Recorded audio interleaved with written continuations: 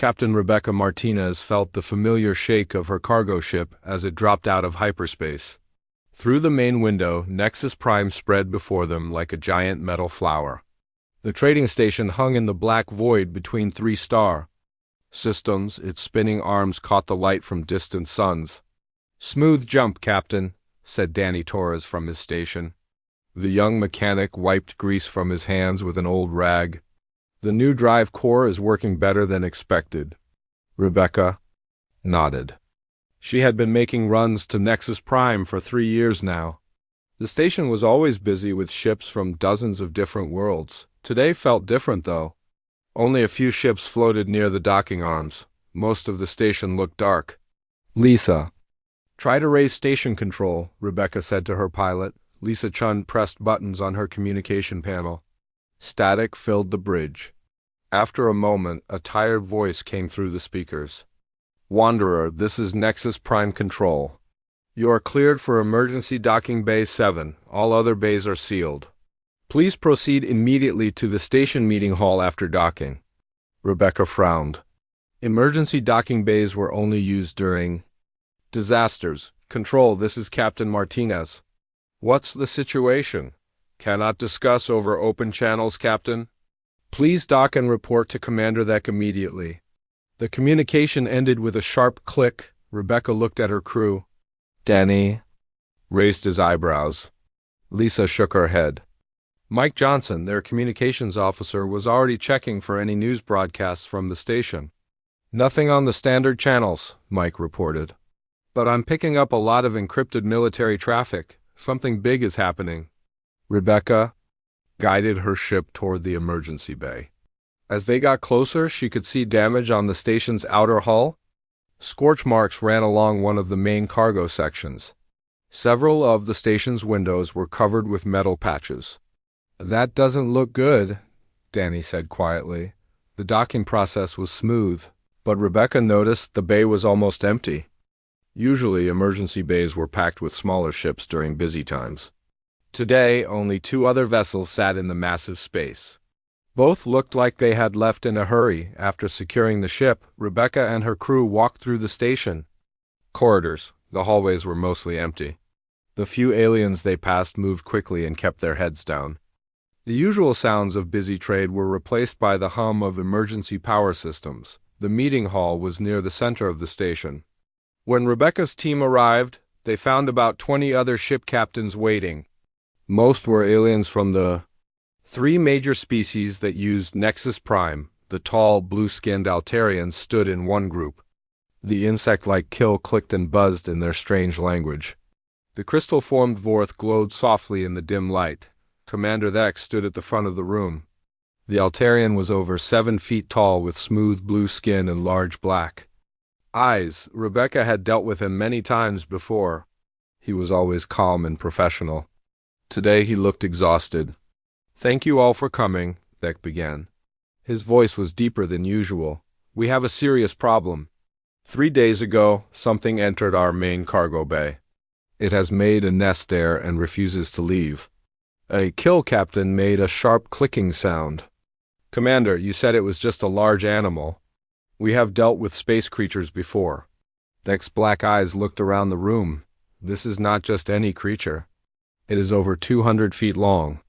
Its hide appears to be stronger than our best armor. It has destroyed 2 of our security robots and injured 12 station workers."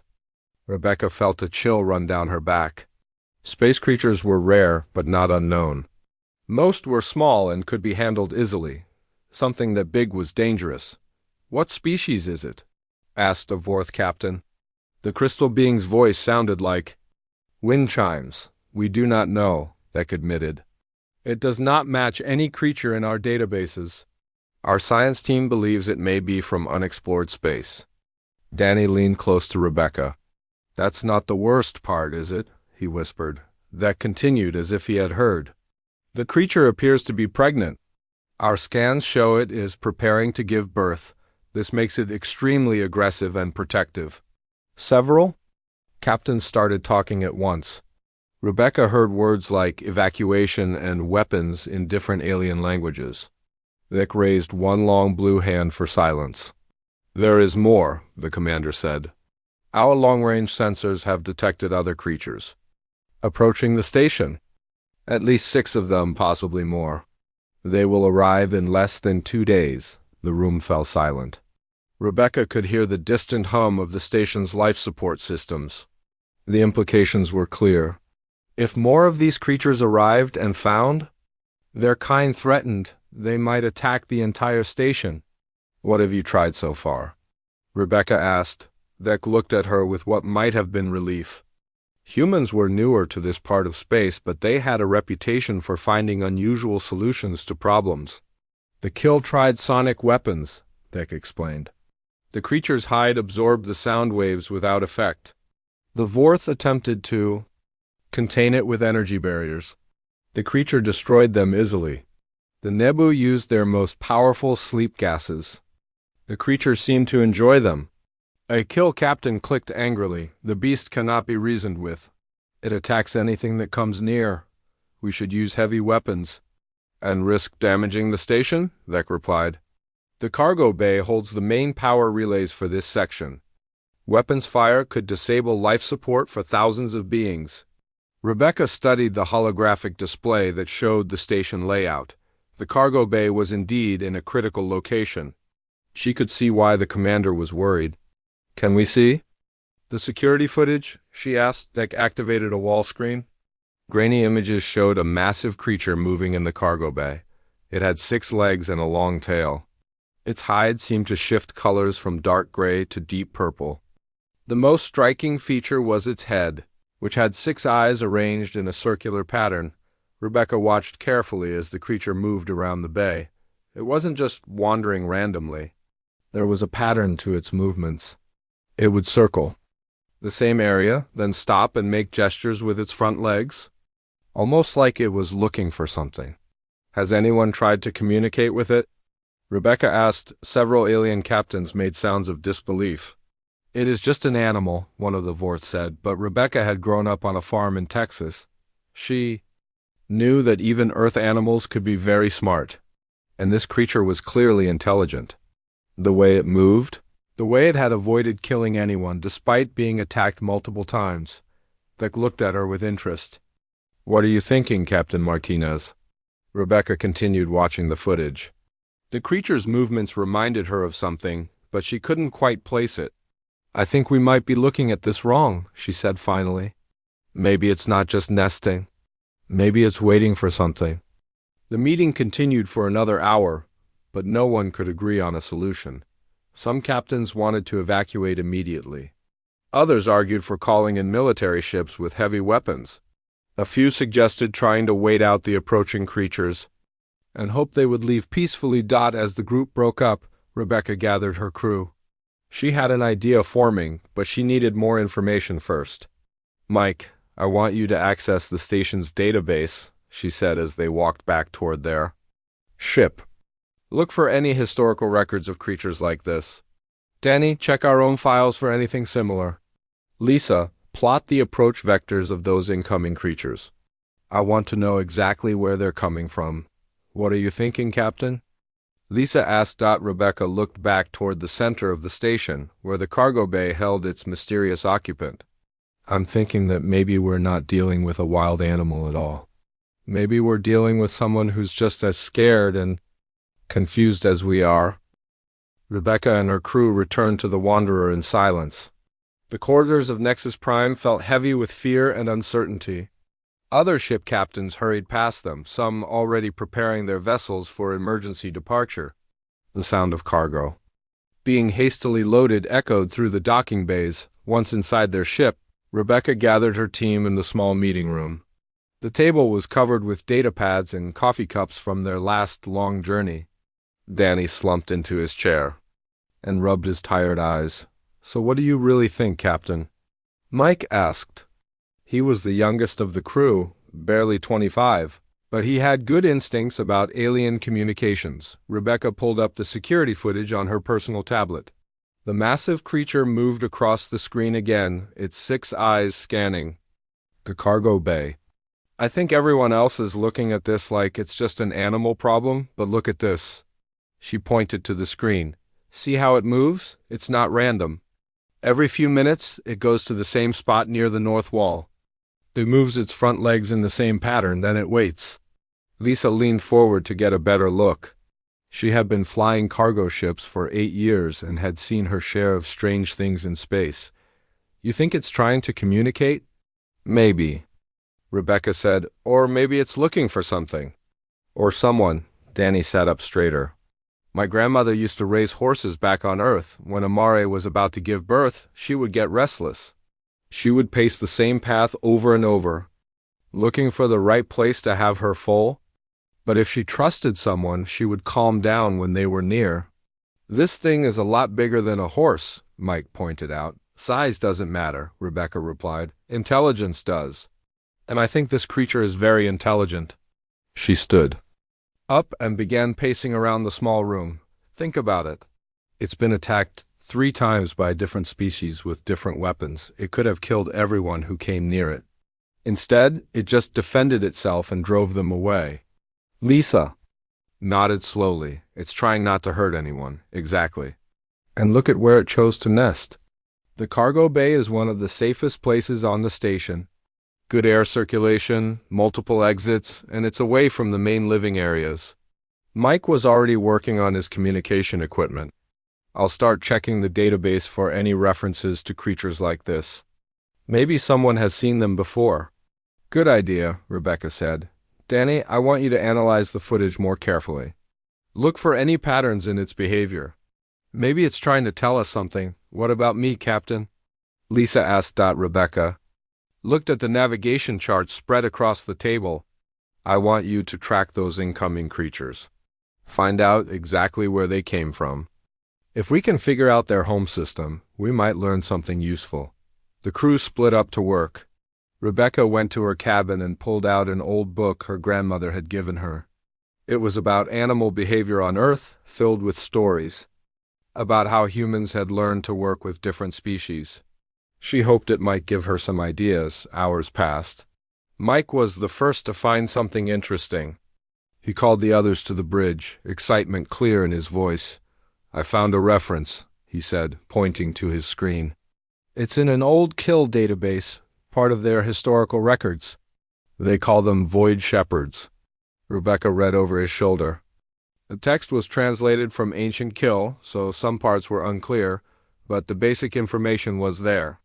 Void shepherds were known to the ancient civilizations, she read aloud. Large space-dwelling creatures of high intelligence. They were said to guard trade routes and help lost travelers. Look at this part, Mike said, highlighting another section. It says they worked alongside a species called the Morvani, but the Morvani disappeared thousands of years ago. Danny looked up from his analysis. That would explain the behavior patterns. I think it's performing some kind of ritual. The same. Movements over and over. Like it's waiting for a response that never comes. Lisa had been quietly working at her station. Now she turned around with a worried expression. I have bad news about those incoming creatures. They're not just randomly heading this way. Their flight path is direct and purposeful. They know exactly where they're going. She put the tracking data on the main screen. 6 bright dots moved steadily toward Nexus Prime. Their estimated arrival time was less than 30 hours. They're coming to help their friend, Rebecca said quietly. And just like any family would. The realization hit all of them at the same time. This wasn't just about one creature having babies. It was about a family that had been separated, probably for the first time in their long lives. We need more information. About the Morvani, Rebecca decided. If the Void Shepherds worked with them, there might be records of how they communicated. Mike dove back into the databases. This time he searched for anything about the lost civilization. What he found was fragmentary but fascinating. The Morvani were explorers, he reported. They mapped most of this sector of space over 5,000 years ago. They had a partnership with the Void Shepherds that lasted for centuries. What happened to them? Danny asked. Nobody knows for sure. They just vanished. Some records suggest they transcended to a higher plane of existence. Others think they were destroyed by some cosmic disaster. but the Void Shepherds kept following. Their old patrol routes for generations afterward. Rebecca felt pieces of a puzzle starting to fit together. So our creature in the cargo bay might be following ancient programming, looking for Morvani who are never going to come. And the others are coming because they sense their pack member is in distress, Lisa added. The communication system crackled. To life, Commander Dek's voice filled the bridge. All ship captains, please report to the meeting hall immediately. We have new developments. Rebecca and her crew hurried back through the station corridors. This time they found the meeting hall in chaos. Alien voices filled the air in a dozen different languages. Some captains were shouting, others were making rapid clicking sounds, and a few were glowing brighter with agitation. Commander Dek stood at the front, trying to restore order. When he saw Rebecca enter, he looked relieved. Captain Martinez, thank you for coming. We have monitored increased activity from the creature. It appears to be preparing for birth. A kill captain made an angry buzzing sound.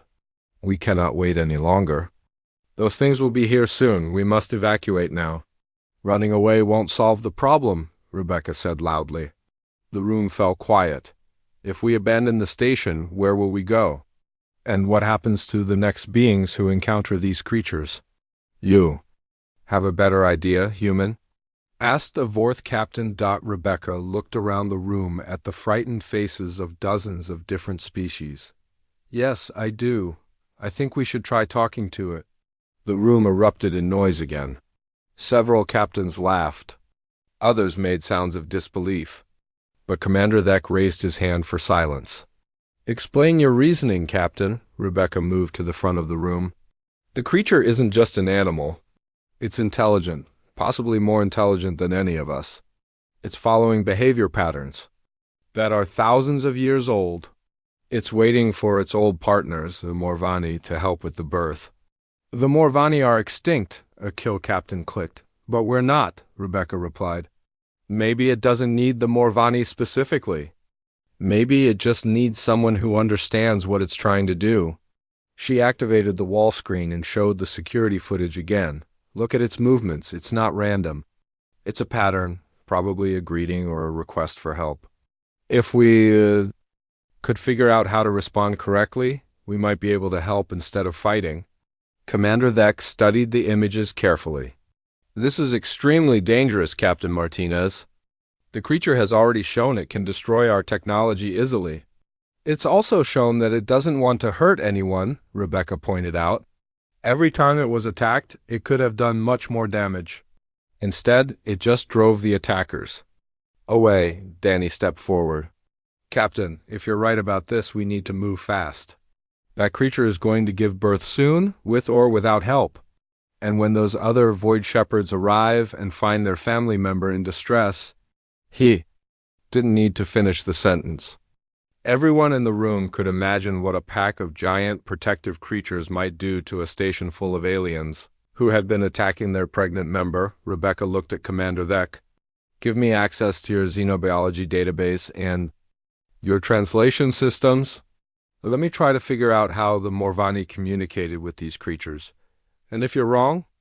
The commander asked quietly. Rebecca thought about her grandmother's stories, about the patience and understanding needed to work with intelligent animals. Then at least we'll know we tried something other than violence. The room was silent for a long moment. Finally, Commander Dek nodded. Very well, Captain Martinez. You have 12 hours before the pack arrives. I hope your human intuition is better than our alien logic. As the meeting broke up, Rebecca felt the weight of responsibility settle on her shoulders. Hundreds of lives depended on her being right about this. She just hoped that somewhere in the ancient records, she could find the key to speaking with a creature that had been waiting thousands of years for someone to understand. Rebecca spent the next 6 hours buried in the station's archives. The database contained millions of records from dozens of civilizations. Most of the information about the Morvani was incomplete or corrupted by age, but slowly, piece by piece, she began to understand the relationship between the ancient explorers and their Void Shepherd companions. Danny brought her coffee and food, which she barely touched. Mike worked beside her, running translation programs on fragments of Morvani text. Lisa monitored the approaching creatures, updating their position every hour. They were getting closer. "Found something," Mike said suddenly. He pointed to his screen, which showed a partially restored Morvani document. "This looks like a training manual for working with Void Shepherds." Rebecca leaned over to read the translated text. Much of it was unclear, but certain phrases stood out. Words about trust, respect, and partnership. The Morvani hadn't treated the Void Shepherds as pets or tools. They had worked together as equals. "Look at this section," she said, highlighting a paragraph. "It talks about greeting rituals. The Morvani would perform specific movements and sounds to show they were friends. The text described hand gestures that looked similar to what they had seen the creature doing in the cargo bay, but the actual sounds were harder to understand. The Morvani language was completely different from any modern tongue. Danny looked up from his own research. "I found something too. Ship logs from Morvani explorers. They mention that Void Shepherds have perfect memory. Once they learn something, they never forget it. That could explain why our creature is still following the old patterns," Rebecca said. "It remembers what its ancestors learned thousands of years ago." Lisa's voice came over the communication system from the bridge. "Captain, you need to see this. The pack has changed course slightly. They're moving faster now." Rebecca and her team hurried to the bridge. On the main screen, the 6 approaching dots had indeed accelerated.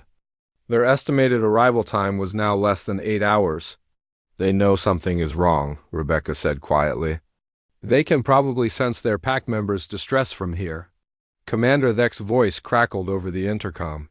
"All captains, to the meeting hall emergency session." The meeting hall was even more chaotic than before. Several ships had already left the station. Those captains who remained looked frightened and angry. Rebecca could smell fear in the air from a dozen different species. "The situation has worsened," Commander Thek announced. "Our medical scanners show the creature is entering the final stages of labor. It will give birth within the next few hours." A fourth captain glowed brighter with agitation. "And the pack will arrive shortly after. We must evacuate now while we still can." "Running away won't help," Rebecca said, stepping forward. "Even if we all escape, what about the next traders who come here? What about other stations these creatures might visit?"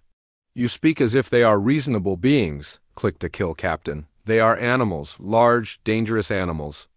Rebecca activated her datapad and projected her research onto the main screen. Ancient Morvani text appeared alongside crude drawings of Void Shepherds working with humanoid figures. "They're not animals," she said firmly. "They're partners. For over 1,000 years, they worked with the Morvani to explore space and protect trade routes.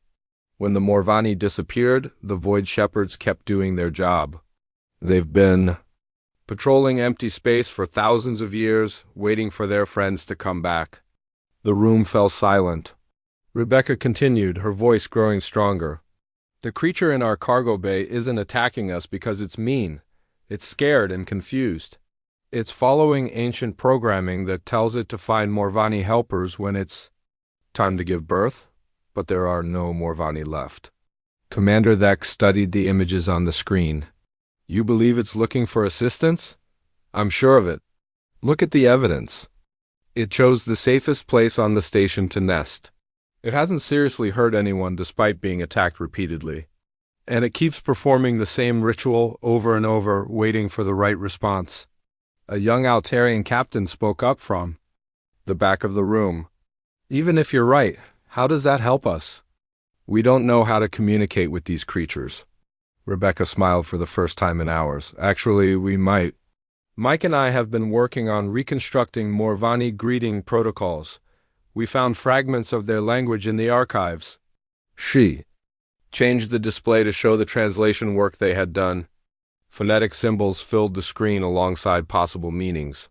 The Morvani used specific sounds and gestures to identify themselves as friends. If we can reproduce them correctly, we might be able to convince the Void Shepherd that we're here. To help, several captains started talking at once. Rebecca heard words like impossible and too dangerous in multiple languages, but Commander Thek raised his hand for silence. This is an enormous risk, Captain Martinez. If you're wrong, the creature could kill you. And when the pack arrives and finds you dead near their family member, they'll destroy the station. Rebecca finished. I know. But if I'm right, we might save everyone. Not just here, but anyone who encounters void shepherds in the future. She looked around the room at the frightened faces. These creatures have been alone for thousands of years. They've been following their ancient duties, protecting space routes, helping lost travelers, but no one has tried to understand them. Everyone just sees big scary monsters. Danny stepped up beside her. The captain's right. We've been studying their behavior for hours. These aren't mindless beasts. They're intelligent, social creatures doing what they think is right. Mike nodded. Agreement. The translation isn't perfect, but we've identified what we think are basic greeting sounds. Words that might mean friend or helper in the Morvani language. Lisa joined them from her monitoring station. The pack is still hours away. If we're going to try this, now is the time. Commander Thek looked at each member of the human crew. Rebecca could see him weighing the options. Evacuation would save the beings currently on the station, but it wouldn't solve the larger problem. If void shepherds were still active in this region of space, there would be more encounters in the future. What exactly are you proposing? He asked finally. Rebecca took a deep breath. I want to enter the cargo bay and attempt communication with the creature. If it responds positively, I'll try to assist with the berth. When the pack arrives, hopefully they'll see that we helped instead of harmed their family member. The room erupted in protests. Captains from every species argued that the plan was too dangerous, too uncertain, too crazy. But Rebecca noticed that Commander Thek remained quiet, thinking. The birth complications could kill both mother and offspring, she continued when the noise died down. Without help, she might not survive. And if she dies while we're all standing around doing nothing, what do you think the pack will do when they arrive? That sobered the room quickly. A dead void shepherd would be much harder to explain than an injured one. I've worked with animals my whole life, Rebecca said. My family raised horses, cattle, and other livestock back on Earth. When a mother is having trouble giving birth, she needs calm, patient help, not weapons and loud noises. A kill captain made a skeptical clicking sound. This creature is not a horse, human. No, it's not. It's much more intelligent than a horse. Which means it can understand kindness and recognize when someone is trying. To help, Commander Thek finally spoke. The medical bay has emergency birthing equipment for several species. None designed for creatures this large, but the basic principles might apply. Rebecca felt a surge of hope. You'll let me try? Against, my better judgment, yes, but you won't go alone. I'm assigning a medical team to assist you. If this creature truly is intelligent, it might understand that we're trying to help even if our methods are unfamiliar. Several captains protested loudly, but Thek held firm. We have exhausted all other options. Captain Martinez's approach is our last chance for a peaceful solution. Rebecca looked at her crew. Danny gave her a thumbs up. Mike nodded encouragingly. Lisa squeezed her shoulder. When do we start? Rebecca asked. Commander Thek checked his chronometer. The creatures. Contractions are getting stronger. The birth will happen within 3 hours whether we help or not. The pack will arrive shortly after. He looked directly at Rebecca. If you're going to do this, you need to begin immediately.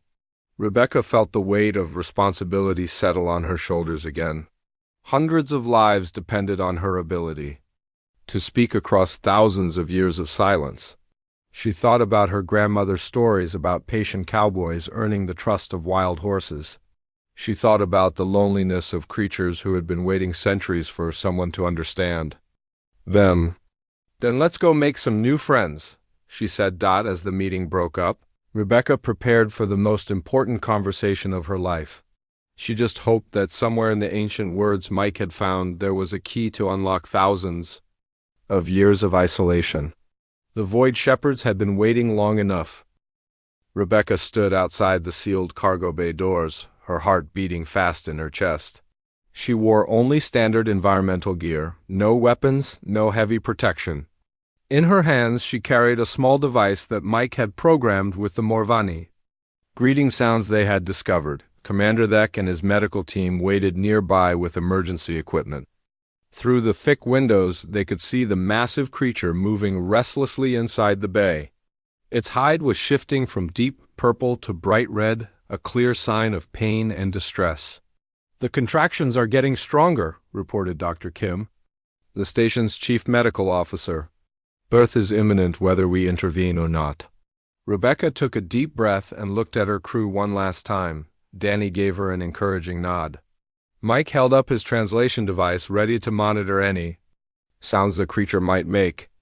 Lisa watched the approaching pack on her scanner. They were less than 2 hours away now. "Remember," Rebecca said to the medical team, "move slowly, no sudden movements. Let me make contact first." The cargo bay doors slid open with a soft hiss. Rebecca stepped inside alone. The Void Shepherd was even more impressive up close. It filled most of the massive cargo space, its crystalline hide reflecting the bay's lights in rainbow patterns. 6 intelligent eyes turned toward Rebecca as she entered. Each eye was larger than her head. The creature's tail, tipped with natural plasma projectors, began to glow with threatening energy. Rebecca could feel the heat from across the bay.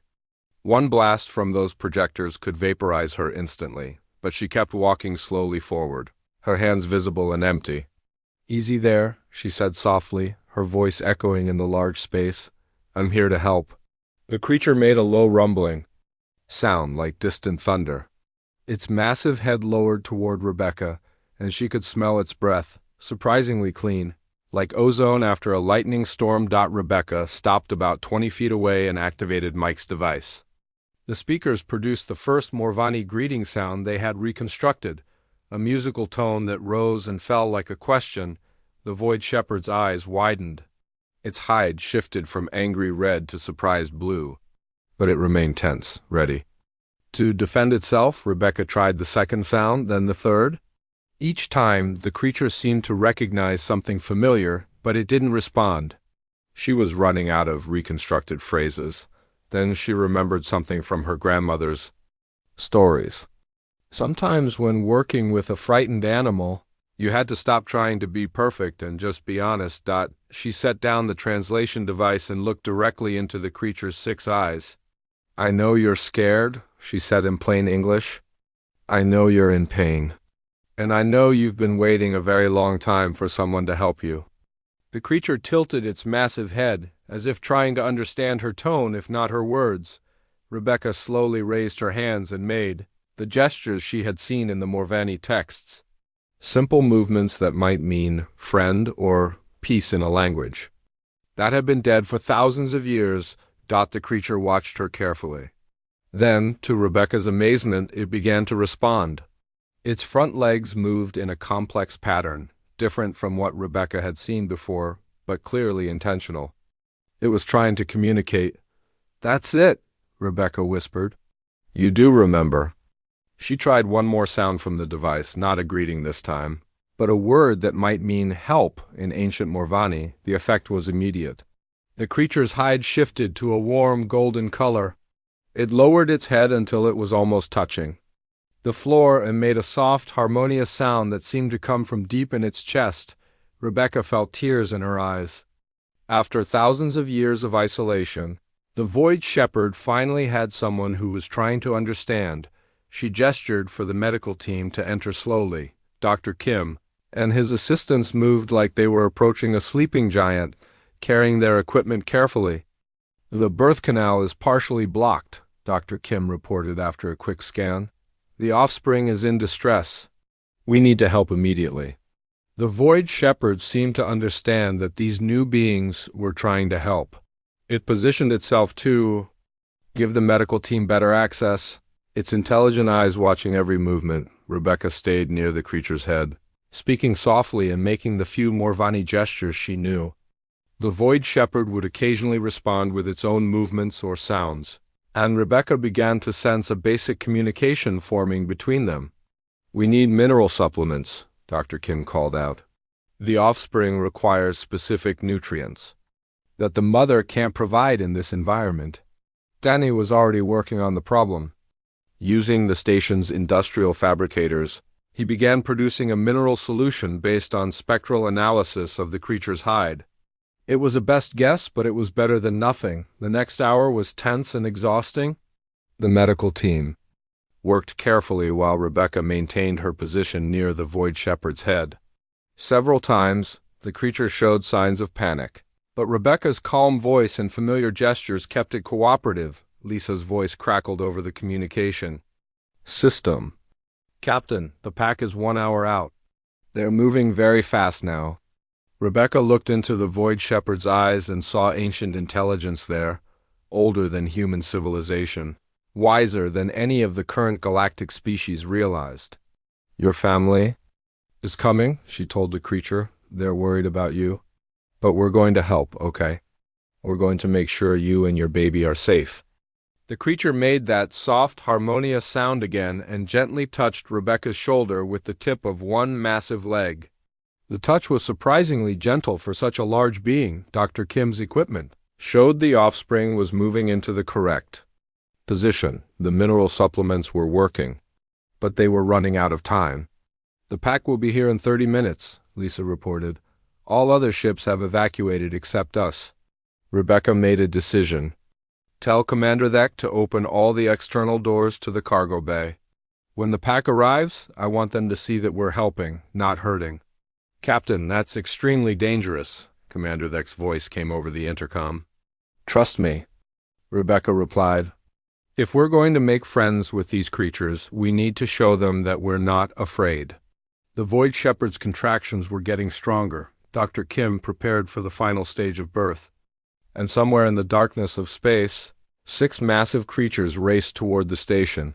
Drawn by the distress of their family member, Rebecca hoped that her grandmother's wisdom about patience and understanding would work on beings who had traveled the stars for thousands of years. She was about to find out if humans could bridge a gap that had existed since before their species had even learned to walk upright. The birth was beginning, and there was no turning back now.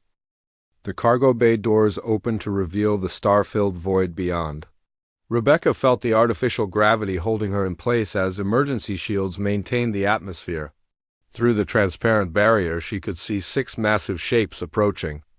Nexus Prime at incredible speed. The Void Shepherd in the bay was now in active labor. Dr. Kim and his team worked frantically with equipment designed for much smaller creatures. Rebecca stayed at the creature's head, maintaining the fragile communication they had established. First offspring is crowning, Dr. Kim announced. But there's a complication. The umbilical cord is wrapped around its neck. The mother Void Shepherd made a sound of distress that resonated through the station's hull. Rebecca felt the creature's pain as if it were her own. Can you fix it? Rebecca asked. I'm trying, but my instruments aren't designed for this scale. Dr. Kim replied, sweat beading on his forehead. Danny approached with a modified industrial manipulator. This might work better, Doc. I scaled it up from your surgical tools. As they worked, Rebecca noticed the approaching Void Shepherds had slowed. They were arranging themselves in a formation around the station, not attacking, but watching, waiting to see what would happen to their family member. They know we're helping, Lisa reported from the bridge. Their energy signatures show curiosity, not aggression. The first offspring began to emerge. It was small compared to its mother, only about 15 feet long, but it was clearly not breathing properly. Dr. Kim worked quickly to clear its airways while Danny assisted with the larger equipment. Rebecca felt the mother's distress growing stronger. She placed her hand on the creature's massive head and spoke softly. It's okay. Your baby is going to be fine. We're going to take care of both of you. The Void Shepherd's 6 eyes focused on Rebecca with an intensity that was almost overwhelming. In that moment, Rebecca felt a connection that went beyond language or species. It was the universal bond between mothers, between beings who cared for life. Got it, Dr. Kim announced. The first offspring took its first breath and began to move. Weakly, Its hide was a pale silver color that gradually darkened as it gained strength. But the mother wasn't finished. Dr. Kim's scanners showed 2 more offspring still to be born. Twins, he reported. No, triplets. This is going to be a long process. The pack of adult void shepherds had arranged themselves in a perfect circle around the station. Rebecca could see them through the open cargo bay doors, their massive forms silhouetted against the stars. One of them was significantly larger than the others, probably the pack leader. As the second offspring began to emerge, something unexpected happened. The largest void shepherd moved closer to the station and began making complex gestures with its front legs. The movements were similar to what Rebecca had seen from the mother, but more elaborate. It's trying to communicate, Mike reported from his monitoring station. The gestures match patterns from the Morvani texts, but they're more advanced than what we reconstructed. Rebecca watched the pack leader's movements carefully. The creature was pointing toward the cargo bay, then toward the other pack members, then making a sweeping gesture that seemed to encompass the entire station. I think it's asking if we need help, Rebecca said suddenly. Commander Zek's voice came over the intercom. Are you certain, Captain Martinez? Rebecca looked at the mother void shepherd, who was watching the pack leader's gestures with obvious recognition. The creature made a soft sound and moved one leg in what looked like agreement. Open a communication channel to the pack leader, Rebecca decided. If they've been working with intelligent species for thousands of years, they might understand basic concepts even if they don't know our language. Rebecca moved to where she could be seen through the cargo bay opening. The pack leader's 6 eyes focused on her immediately. She made the Morvani peace gesture, then pointed to herself, then to the medical team. Then to the laboring mother. The pack leader responded with a series of movements that were clearly questions. Rebecca tried to answer with simple gestures, pointing to the newborn offspring and making motions that she hoped conveyed healthy and safe. The second offspring was born successfully, but it was smaller than the first and seemed weaker. Dr. Kim worked quickly to stimulate its breathing while Danny prepared more mineral supplements. This one needs extra care, Dr. Kim reported. Its development seems delayed. The mother void shepherd made anxious sounds, clearly sensing something was wrong with her second child. Rebecca noticed the pack leader moving even closer, its massive form filling most of the cargo bay opening. Then, something extraordinary happened. The pack leader began to sing. The sound was unlike anything Rebecca had ever heard. It was music, but also something more, a complex harmony that seemed to resonate through every atom of the station. The other pack members joined in, creating a symphony that made the hull vibrate. The effect on the newborn was immediate. The weak offspring began to move more vigorously, its hide changing from pale gray to healthy silver. Even the mother seemed to gain strength from the pack song. The harmonics are stimulating their cellular metabolism, Dr. Kim said in amazement. It's like a medical treatment built into their biology. The third and final offspring was born during the pack song. This one was the largest and strongest of the 3, emerging with vigor and immediately trying to move toward its mother's voice. As the birth concluded, Rebecca felt a profound sense of accomplishment. 3 new lives had been brought safely into the universe, and a species that had been alone for millennia had been reminded that there were still beings willing to help them. The pack leader's song gradually faded, but the creature remained close to the station. Rebecca could see intelligence in its ancient eyes, intelligence that had watched civilizations rise and fall, that had guided lost travelers through dangerous space for thousands of years. Using gestures and simple movements, Rebecca tried to communicate gratitude. She pointed to the 3 healthy offspring, then to the pack leader, then placed her hand over her heart in a universal gesture of thanks. The pack leader responded with what could only be described as a graceful lowering of its massive head that spoke of respect and acknowledgement, but Rebecca sensed there was more to come. The pack leader was making new gestures now, more complex than before. It was trying to tell her something important. Mike's voice crackled over the communication system. Captain, I'm detecting unusual energy patterns from the pack leader.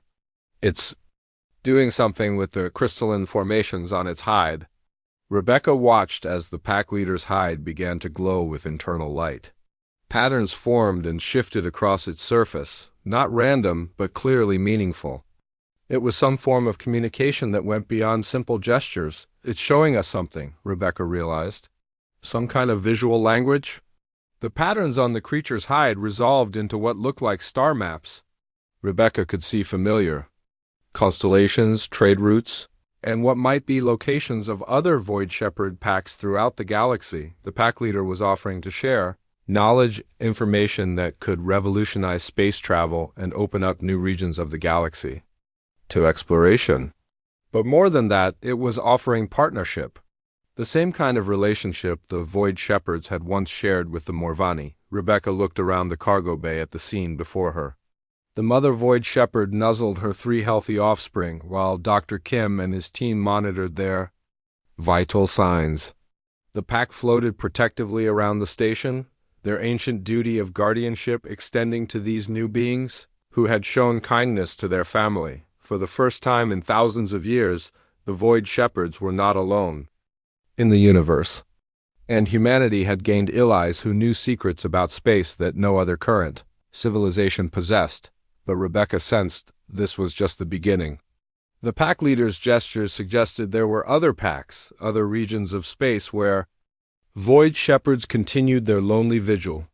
If humans could learn to communicate properly with these ancient guardians, the possibilities were limitless.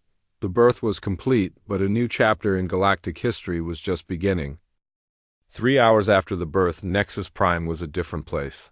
The cargo bay had been transformed into a nursery, where 3 young Void Shepherds played under the watchful eyes of their mother and the protective circle of the pack. Their silver hides caught the light as they tumbled over each other in the low gravity.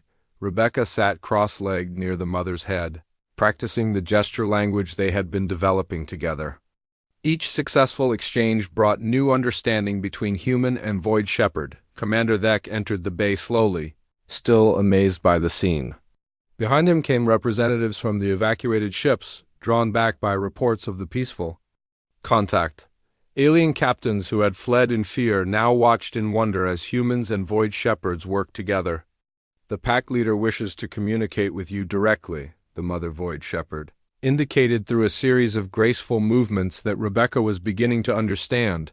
The massive pack leader moved closer to the cargo bay entrance. Its ancient eyes held wisdom that spanned millennia, and Rebecca felt humbled to be in its presence. The creature's hide began to glow again with those complex patterns of light. This time, Mike was ready with recording equipment. "I'm capturing everything," he reported. "The light patterns are definitely a form of written language." The pack leader's display showed detailed star maps, but also something more precious, the locations of other Void Shepherd packs throughout the galaxy. Dozens of groups scattered across known and unknown space, all continuing their ancient vigil. But there was sadness in the display, too. Many of the markers were fading or already dark. Some packs had grown too small to survive. Others had been driven away from trade routes by species that feared them. "They're dying out," Rebecca realized. Without the Morvani to work with, they've been slowly disappearing. The pack leader's patterns changed, showing new images. This time, Rebecca saw representations of different species, the blue forms of Altarians, the crystalline shapes of Vorth, the insectoid bodies of Kill, but there were also human figures, small but clearly recognizable. "It's showing the potential for new partnerships," Commander Thek said quietly. "Not just with humans, but with all our species."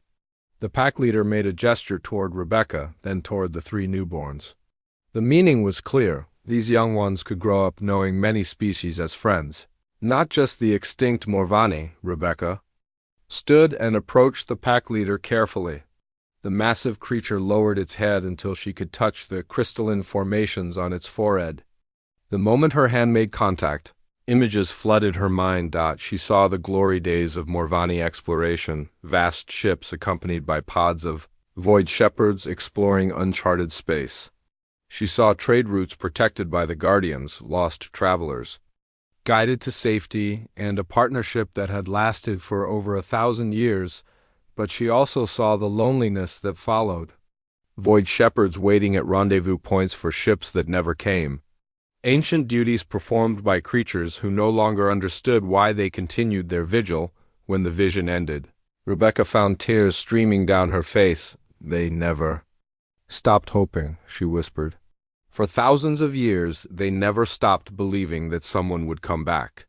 The pack leader made a complex gesture that somehow conveyed both gratitude and welcome. Then it did something unprecedented. It began to produce a crystalline formation from specialized glands in its hide. "It's making something," Dr. Kim observed. "Some kind of biological technology." The crystal that emerged was unlike anything in known science. It was clear as diamond but warm to the touch, and it pulsed with internal light. The pack leader carefully offered it to Rebecca. "I think it's a gift," she said softly, "or maybe a responsibility." Mike's scanners went wild as they analyzed the crystal. "Captain, this thing is incredible. It's storing massive amounts of information. Star charts, navigation data, and what looks like the complete history of Void Shepherd civilization." But that wasn't all. The crystal also contained something more valuable than any treasure, the trust of a species that had been alone for millennia. Commander Deck stepped forward. "Captain Martinez, on behalf of Nexus Prime and the Galactic Trade Consortium, I would like to formally offer you the position of Void Shepherd Liaison. Your success here today has opened possibilities we never imagined." Rebecca looked around the cargo bay. The young Void Shepherds were nursing from their mother while the pack watched protectively. Other alien captains were beginning to approach. Cautiously, curiosity overcoming their fear. "I accept," she said, "but with conditions. This can't be about exploitation or control. The Void Shepherds are partners, not tools. They've been protecting space lanes and helping travelers for thousands of years. We need to learn from them, not just use them." The pack leader made a gesture that Rebecca interpreted as agreement. Then it began a new display on its hide images of possible futures where Void Shepherds and the current galactic species worked together. She saw protected trade routes spanning previously dangerous regions of space. Lost ships guided to safety by beings who knew every star in the galaxy. New technologies developed through the combination of biological and mechanical engineering, but most importantly, she saw friendship. Beings from dozens of species learning to communicate with the ancient guardians, sharing knowledge and companionship across the vast emptiness of space. Danny approached with Lisa and Mike. "So what happens now, Captain?" he asked. Rebecca looked at the crystal in her hands, feeling its warm pulse. "Now we learn. We figure out how to really communicate with them. We find the other packs and let them know they're not alone anymore." She turned to Commander Deck.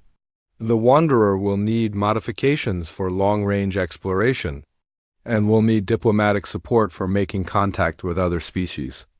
You'll have whatever you need." Deck assured her. The mother Void Shepherd made a soft sound that drew Rebecca's attention. The creature gestured toward her 3 offspring, then toward Rebecca, then made a complex pattern that took several moments to complete. "What is she saying?" Mike asked, his recording equipment capturing every movement. Rebecca watched the gestures carefully, cross-referencing them with the Morvani patterns they had learned. Slowly, the meaning became clear. "She's giving them names," Rebecca said in wonder, "and she wants me to help choose them." The first offspring, the largest and strongest, was already moving around the bay with confident curiosity. The mother gestured toward it, then made sounds that might have been the Morvani word for brave or leader. "Hunter," Rebecca said, thinking of her grandmother's stories about strong animals. The mother repeated the sound, learning the human word. The second offspring, smaller but quick and playful, earned the name Swift. The third, who seemed most interested in the lights and sounds of the station's technology, became Bright. As Rebecca spoke each name, the pack leader recorded the sounds with its own vocalizations. The young Void Shepherds would grow up knowing both their traditional names and the human words that marked the beginning of a new partnership The celebration continued as more ships returned to Nexus Prime. Word of the peaceful contact spread rapidly through galactic communication networks. Within hours, scientists, diplomats, and explorers from dozens of species were requesting permission to observe and study, but Rebecca made sure that any visitors understood the rules. The Void Shepherds were not specimens to be studied or attractions to be gawked at. They were partners in an ancient alliance that was being renewed for a new age. As the station's day cycle ended and artificial night fell over the cargo bay, the pack began to prepare for departure. They had their own territories to patrol, their own duties to fulfill, but now they carried something new, the knowledge that they were no longer alone. The pack leader approached Rebecca one final time. Through gestures and light patterns, it conveyed a final message. Other packs would be told of this day. Trade routes would be safer. Lost travelers would find help in the darkness between stars, but most importantly, the ancient partnership would continue. Humans had spoken the names of the Void Shepherds with respect, and that changed everything. Rebecca watched through the cargo bay doors as the pack prepared to leave. The mother and her 3 offspring would go with them to be raised among their people and learn the ancient ways. But they would also remember this place and the small beings who had helped bring them safely into the universe. As the Void Shepherds disappeared into the star-filled darkness, Rebecca felt the weight and privilege of her new role. Humanity had just become the inheritors of a responsibility that was older than their civilization. The Void Shepherds had been waiting thousands of years for someone to speak their names. Now that the silence was broken, the real work could begin. Rebecca looked at the crystal in her hands and smiled. Her grandmother would have loved this story, the patient cowboy, who earned the trust of wild creatures through understanding rather than force. Some things never changed. Even among the stars, the universe had just become a much smaller and friendlier place. And it all started with someone willing to learn a forgotten name.